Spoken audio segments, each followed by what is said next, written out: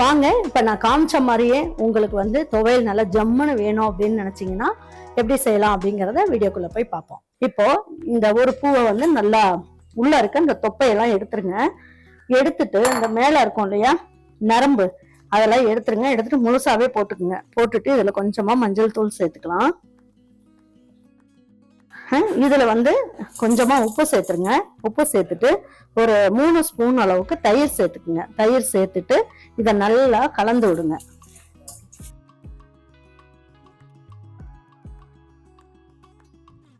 தோற்பு சுவை சுத்தமா இல்லாம துவையல் வந்து ஜம்முன்னு செஞ்சிடலாம். இப்ப தட்டை மூடி வச்சிருங்க. இது ஒரு 10 நிமிஷம் கழிச்சு என்ன பண்ணணுங்கிறத சொல்றேன். இப்ப இதை ஊற வச்சு 20 நிமிஷம் ஆயிடுச்சு. இப்ப நம்ம தாளிக்க ஆரம்பிச்சிடலாம்.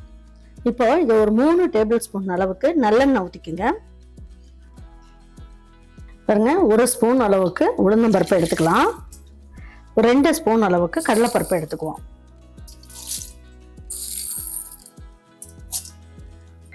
இதுல 2 பிஞ்ச் அளவுக்கு ஜீரகம் எடுத்துக்குவோம். இதெல்லாம் வந்து நல்ல மனம் கொடுக்கும், அதுக்காக இதை சேர்த்துக்கலாம். பெருங்காயம் ஒரு 1/4 ஸ்பூன் அளவுக்கு சேர்த்துக்கலாம்.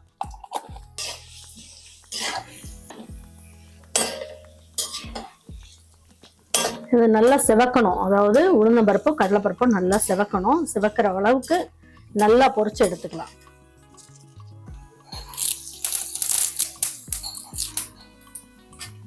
பாருங்க, இந்த அளவுக்கு நல்லா பொரிஞ்சதுக்கு அப்புறம் இதுல கருவேப்பிலை சேர்த்துக்கலாம். இதுல ஒரு 15 பல்லு பூண்டு, அதாவது ஒரு கட்டி அளவுக்கு பூண்டு எடுத்திருக்கேன். இந்த பூண்டை சேர்த்துக்கங்க. இது வந்து நாட்டு பூண்டு தான் நான் சேர்த்திருக்கேன். இதுலயே 2 கைப்பிடி அளவுக்கு சின்ன வெங்காயம் சேர்த்துக்கங்க. சின்ன வெங்காயம் சேர்க்கும் போது நல்ல டேஸ்ட் கிடைக்கும், அதனால இந்த அளவுக்கு சேர்த்துக்கங்க.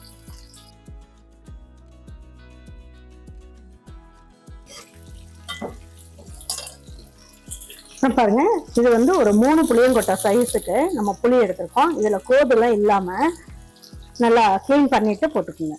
நல்ல எண்ணெயிலேயே நல்லா பொரிச்சு எடுத்துக்கலாம்.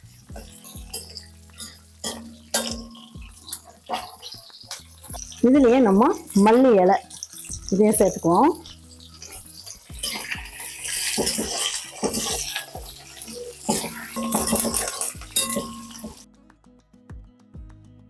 பாருங்க, இப்ப நம்ம வந்து தயிர், மஞ்சள் தூள், உப்பெல்லாம் போட்டு கலந்து வச்சோலே இதுல வந்து தண்ணியை ஊற்றி கழுவிடலாம்.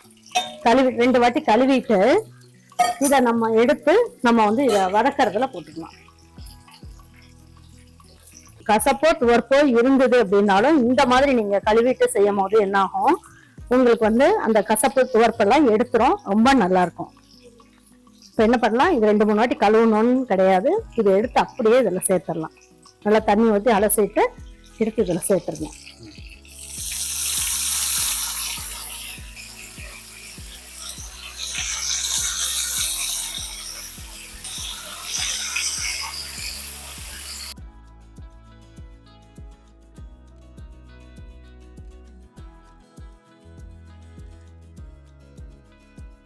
இதெல்லாம் நல்லா வதங்கட்டும். இப்போ நம்ம இதுல உப்பு, மஞ்சள் தூள் எல்லாமே போட்டு பிரட்டி வச்சிருந்தோம் இல்லையா, தண்ணியில கழுவுனதுனால இதுல இருக்க உப்பு எல்லாமே போயிருக்கும். அதனால இந்த துவையலுக்கு தேவையான அளவுக்கு உப்பை இப்ப நம்ம சேர்த்துக்கலாம்.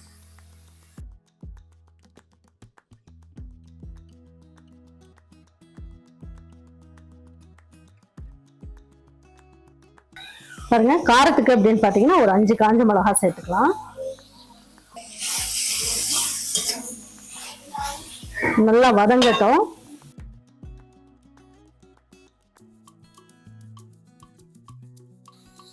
இதுல 2 டேபிள் ஸ்பூன் அளவுக்கு தேங்காய் துருவல் சேர்த்துக்கலாம்.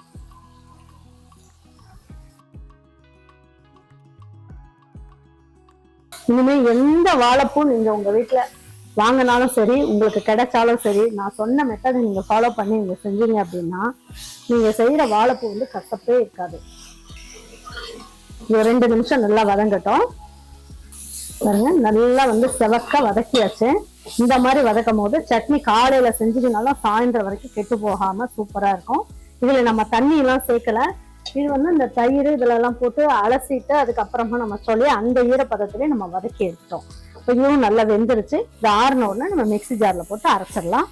அரைச்சிட்டு என்ன பண்ணலாங்கிறத சொல்றேன்.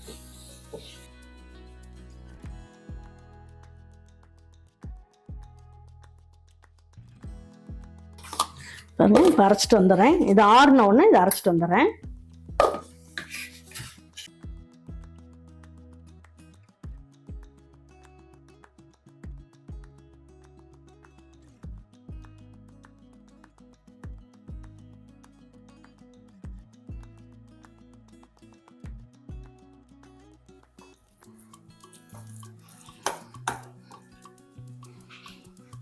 பாருங்க, இந்த துவையலுக்கு நல்ல இட்லியோ இல்லை சப்பாத்தி எது வேணாலும் சுட்டு வச்சுக்கோங்க.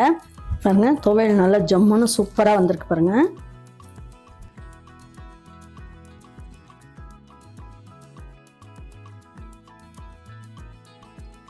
இல்லை பஞ்சு மாதிரி நல்லா இட்லியை செஞ்சுட்டு இதை நல்லா அப்படி தொட்டு அப்படி சாப்பிட்டு பாருங்க, சூப்பராக இருக்கும். உங்கள் வீட்டில் இருக்கவங்களுக்கு செஞ்சு கொடுத்துட்டு அவங்களுக்குலாம் பிடிச்சிருந்ததுன்னா லைக் பண்ணுங்கள், ஷேர் பண்ணுங்கள், சப்ஸ்கிரைப் பண்ணுங்கள், மறந்துடாமல் கமெண்ட்ஸ் பண்ணுங்கள். தேங்க்யூ ஃபார் வாட்சிங் ஈரோடு அம்மாச்சி சமையல். தேங்க்யூ.